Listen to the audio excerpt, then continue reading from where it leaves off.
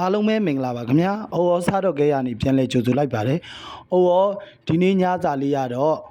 လွယ်ကူလင်းမြန်ပြီးတော့အရန်ရတာရှိတဲ့